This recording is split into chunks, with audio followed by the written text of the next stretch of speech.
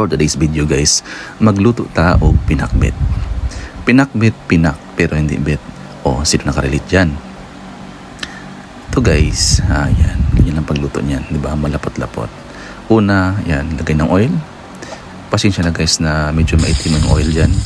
Kasi yan yung tinarito, yung mantika ng prito ng yung isda. And then yan. Gusto ko talaga yung bawang na may dahon kasi yung aroma niya tumalabas. Yan, mikos-mikos lang. And next is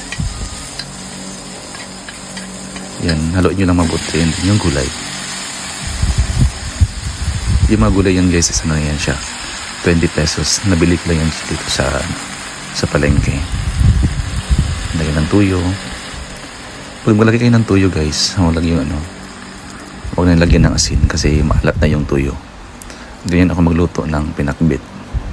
Lagyan ng tubig, tsaka mikos konti, tsaka yung kunting paminta, yung durog, and siyempre hindi ka lang yung magic sarap.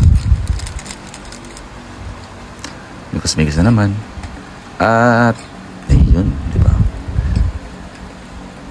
takpan natin, leave for 2 minutes. Ayan, kumulo na, diba, ang bilis.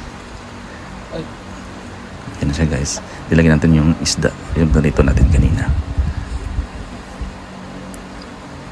At siya yan, diba? Ang sarap. At saka gusto ko yung sa pinakbet yung yung medyo malapot-lapot. Yan na siya. Yun, diba? Ang sarap.